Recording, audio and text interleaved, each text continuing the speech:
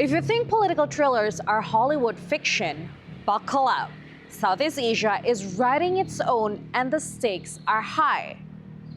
What was meant to be a final blow to Sara Duterte's political career and redraw the balance of power in Manila didn't go as planned, as the vote inside the Supreme Court flipped the script when it finally ruled that Vice President Sara Duterte's impeachment was unconstitutional. By a unanimous vote of all those participating, the Supreme Court en banc denied with finality the motion for reconsideration filed by the House of Representatives, which sought to reverse the court's July 25, 2025 decision that declared the articles of impeachment against Vice President Sara Z. Duterte unconstitutional. In a ruling this past July, the Supreme Court struck down Duterte's impeachment, citing the one-year rule. She faced a litany of charges, from betrayal of public trust, constitutional violations, graft, bribery, to even conspiracy to commit murder. And now the court has doubled down on its decision, citing fatal defects, the House's deliberate inaction which quietly killed earlier complaints, and a glaring absence of due process. Many, including Sara Duterte, welcomed the decision.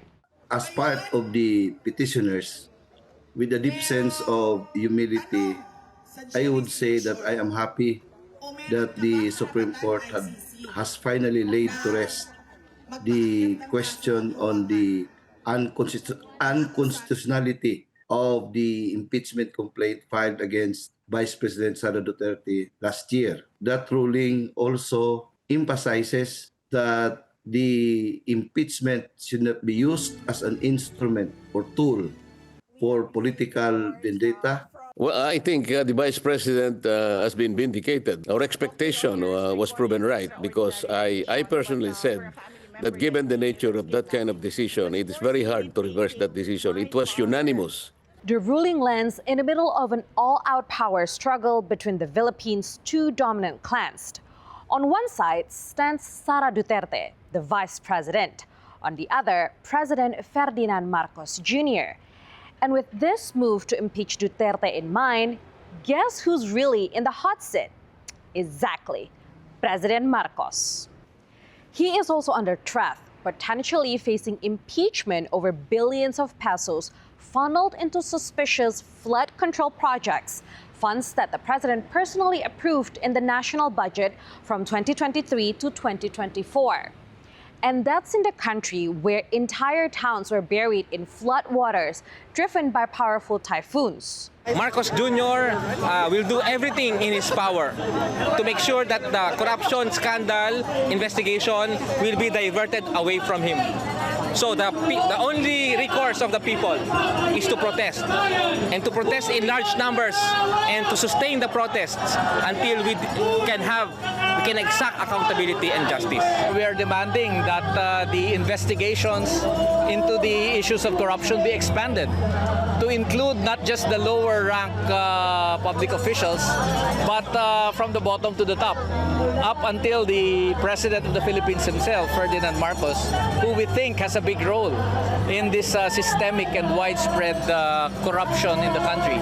And that's where things get worse. The political storm hits before the 2028 elections, where Vice President Sara Duterte enters as a front runner. Her approval rating stands at 56%. Her trust rating, 54%. And what about Marcos? She has a 20-point lead over the current president. In politics, numbers don't just measure popularity, they measure threats. However, veteran Philippine politicians say they never believed President Marcos would be unseated. Why? Behind the scenes, fingers point abroad toward Washington, and it revolves to stop Duterte's comeback. The Americans don't want Duterte, who is pro-China, installed unless an assassination occurs. If that happens, Sara will succeed him. Wondering why? What kind of policies could get the backing of the West? Many people would say that that Marcos Jr. is like the Zelensky of Asia. And the Philippines at the moment is like the Ukraine of Asia when it comes to the influence of the United States and the control of the United States of the Philippines, especially when you talk about the foreign policy and defense, especially defense and military. The question is why he's still in power is precisely because of the fact that he is being backed up by Washington. I think it's very obvious. And I think in that sense, you can see that Washington in many ways has influence in the domestic politics of the country. And it's not just now. I think it's been time immemorial that really the United States has a hand, even when you talk about domestic politics, precisely because they need to have a hand, precisely because of the fact that the Philippines is the frontline state of the United States in the Indo-Pacific, especially now that there is such a thing as intensified geopolitical competition and rivalry between China and the United States. And the Philippines is the frontline state to that. And just when you thought it couldn't get worse, the military stepped into the fray. A Philippine Army colonel has turned on the president, publicly declaring, "This is too much. Enough already." Withdrawing my personal support to our President and Commander-in-Chief, Ferdinand Bongbong Marcos Jr., the Filipino people is worth fighting for. The statement ends with a call for accountability for the sake of the people. He was removed from his post, and now he's in custody. The United People's Initiative, a group of retired military officers, backed Mongao's bold move to withdraw support for the president. Not word of hate, but a patriot's cry, they say. And guess what happened to some of the group? Romeo Poquis, the leader of an anti-corruption movement, was taken into custody after calling for accountability over where the money went for flood control projects worth billions.